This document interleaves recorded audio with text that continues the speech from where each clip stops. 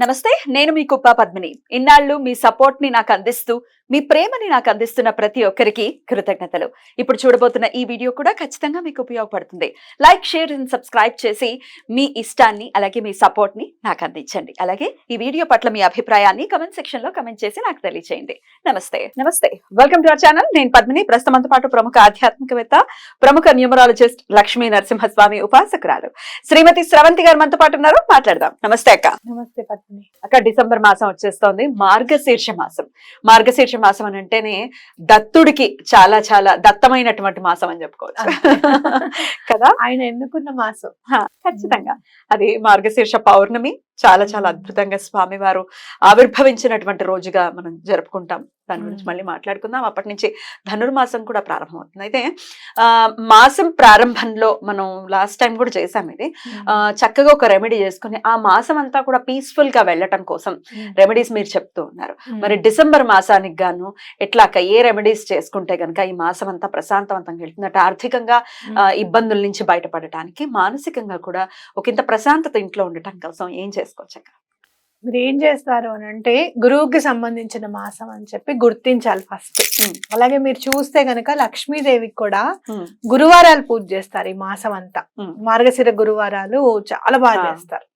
కాబట్టి అమ్మవారికి కూడా చాలా ఇష్టమైన మాసంగా మనం పరిగణించుకోవచ్చు. మనం ఏం చెయ్యాలి అని అంటే, చక్కగా ఒక పసుపు రంగు బట్టను తీసుకోనండి. ఒక బ్లౌజ్ పీస్ అయినా పర్వాలేదు, ఎల్లో కలర్ ఉండాలన్నమాట. దాంట్లో మీరు ఏం చేస్తారంటే, కొంచెం శనగలు ఉంటాయి కదా, ఆ శనగలు తీసుకొని వచ్చి దాంట్లో వేసి పచ్చివి నానబెట్టిన అంటే మళ్ళీ నెలంతా ఉండాలి కదా, పాడైపోతాయి కదా. నెలంతా ఉంచేది ఇది. చక్కగా పరిచేసి దేవుడి దగ్గర పరిచేసి కొంచెం పసుపు వేయండి. ఫస్ట్ వేసిన తర్వాత శనగలు తీసుకొచ్చి చేత్తో 5 సార్లు వేయండి. వేసి 5 పసుపు కొమ్ములు వేయండి. అట్లాగే మీరు ఇంకా మీరు చూసుకుంటే గనక పాడవనివి ఏమన్నా ఉండాలన్నమాట. పువ్వులు అవి వేయకూడదు. మనం పువ్వులు అవి ఏం చేస్తారంటే, ఆ ఏవైతే శనగలు మనం వేసామో అవి చూపించి దత్తాత్రేయ స్వామి దగ్గర పెట్టండి. 5 పువ్వుల సంఖ్య తీసుకోండి, అలా పెట్టండి.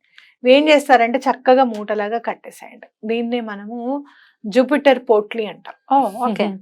ఓకే, చక్కగా మూట కట్టేసి అక్కడే దత్తాత్రేయ స్వామి పక్కనే ఉంచేసేయండి. ఒక ప్లేట్ లాగా పెట్టి దాంట్లో పెట్టేసేయండి. ముడుపులాగా ఉంచేసేయండి.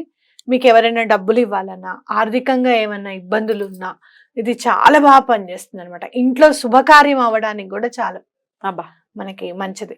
చాలా మంది చెప్తారు, పెళ్లి సెటిల్ అయిందమ్మా, డబ్బు ఎక్కడి నుంచి వస్తుందో మాకు అర్థం కావట్లేదు, బలన వాళ్ళు ఇవ్వాలి, వాళ్ళు ఇస్తారో లేదో తెలీదు, సరే ఎవరిచ్చినా లేకపోయినా ముందు పెళ్ళి అయిపోవాలి అని చెప్పి చెప్తూ ఉంటారు. ఇలాంటి సమస్యలకి కూడా ఇది చాలా బాగా పనిచేస్తుంది అనమాట. ఇది చక్కగా అలానే పెట్టుకోండి. ఏ రోజు చేయమంటారు అక్క ఇది? మీరు డిసెంబర్ 1st కి కూడా అమావాస్య ఉంది కదా, చేసుకోవచ్చు. లేదు అంటే గనక 2వ తారీఖు కూడా సోమవారం చేసుకోవచ్చు. ఓకే, కొంతమందికి అమావాస్య నాడు ముడుపు కట్టాము అదే ఫీలింగ్ ఉంటుంది.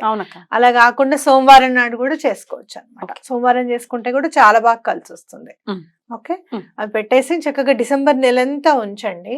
డిసెంబర్ 31కి ఏదైనా దత్తాత్రేయ స్వామి గుడిలో కానివ్వండి, సాయిబాబా గారి గుడిలో కానివ్వండి ఇవ్వండి. ఇవ్వడం అంటే ఎక్కడ? హుండీలో వేసేయమంటారా? అక్కడ అలాగా దాని మీద కొంచెం దక్షిణ పెట్టి బ్రాహ్మడికి ఇవ్వండి. ఇలా మేము ముడుపు కట్టుకున్నామండి, మాకు ఈ పని కోసం అని చెప్పి ఇవ్వండి. అయితే మీరు ముడుపు కట్టేటప్పుడు తప్పకుండా 11 రూపాయలు వేయడం అనేది మర్చిపోకండి. ముడుపు లోపల కట్టేటప్పుడు ఒక 11 రూపాయలు వేయండి స్వామికి దక్షిణగా. అలా ఇచ్చినప్పుడే మీరు ఏదైనా ఒక పులిహార కానివ్వండి, లేకపోతే ఒక స్వీట్ గోధుమ హల్వా కానివ్వండి, ఏదైనా ఒక స్వీట్ కూడా తప్పకుండా గుళ్ళో సమర్పించండి. ఈ ముడుపు కట్టారు కాబట్టి ఏదైనా పని ఈ నెల లోపలే అవ్వడానికి కూడా అవకాశం ఉంది. లేదు అంటే గనుక ఎటువంటి పరిస్థితుల్లోనూ 2-3 నెలల్లో తప్పకుండా మీ కోరిక తీరుతుంది. కట్టేటప్పుడు శ్రీపాదరాజం శరణం ప్రపద్యే, శ్రీదత్తరాజం శరణం ప్రపద్యే, దిగంబర శ్రీపాద వల్లభ దిగంబర అనుకుంటూ స్వామి మీద కాన్సన్ట్రేషన్ పెట్టి చేయండి. అలాగే మీరు ఏదైనా గురుచరిత్ర పారాయణం ఏమైనా రోజుకొక అధ్యాయం చదువుదాము అని అనుకుంటే కూడా చదవచ్చు అనమాట. ఇలా కూడా చేయొచ్చు. అలా చేస్తే కూడా చాలా బాగా కలిసి వస్తుంది. అయితే మీరు మరి గుళ్ళో మనం బాబా గారి గుళ్ళో ఇవ్వచ్చా అని డౌట్ ఉంటుంది చాలా మందికి. ఇప్పుడు సనాతన ధర్మం మీద చాలా ఇంట్రెస్ట్ వచ్చేసి సడన్ గా బాబా గారు ముస్లిం అయిపోయి ముస్లిం ఆయన ఆఫ్ఘనిస్తాన్ నుంచి వచ్చారు ఆయన అని చెప్పేస్తూ. ఇంకా చెప్పాలి అని అంటే అవధూత అంటే అవధులు లేనివాడు ఆయన.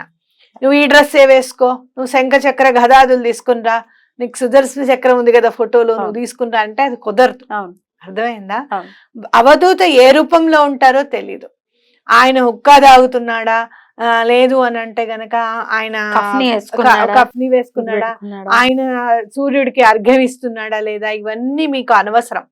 ఒక్కటి గుర్తుపెట్టుకోండి, అయ్యో మధోన్మత్తుడు అమ్మాయిని ఒళ్ళో కూర్చోబెట్టుకొని మధువును తాగుతున్నాడు ఏమిటి, ఋషులు అనుకుంటారా? ఎంత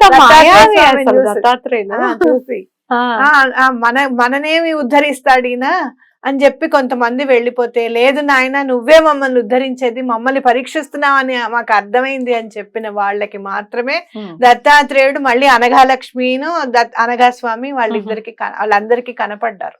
ఒకటి గుర్తుపెట్టుకోండి, అట్లా గురువుకి మీరు ఒక బ్యారియర్స్ ఏర్పరచుకోవడం అట్లాంటివి చేస్తే చాలా పొరపాటు.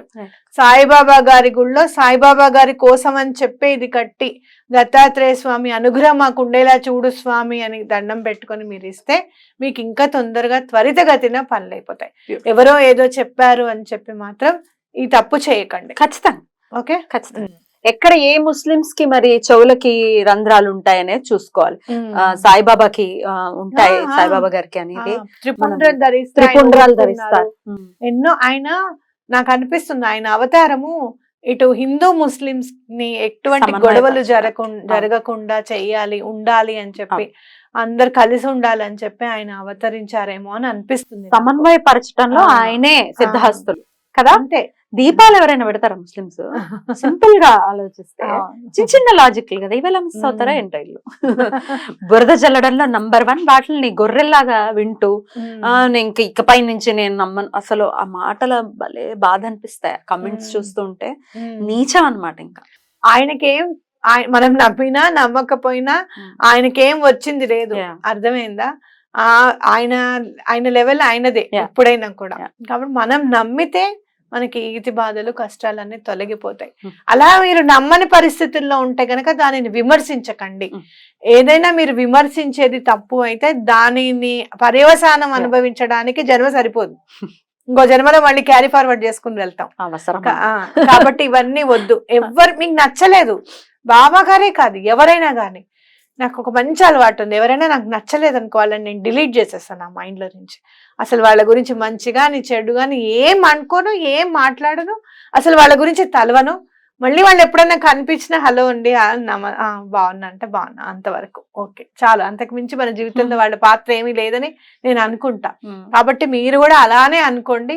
అది చాలా మనసుకి చాలా హాయిని కల్పిస్తుంది అన్నమాట. మీకు కూడా మంచిది. గురువుల విషయంలో అనవసరంగా నోరు జారితే దానికి చాలా పే చేయాల్సి ఉంటుంది. డెఫినెట్లీ జాగ్రత్త వహించాల్సిన అవసరం ఉంది. అయితే ఇది మీరు 1వ తారీఖు అమావాస్య కాబట్టి మీరు సోమవారం అయినా చేసుకోవచ్చు అంటున్నారు.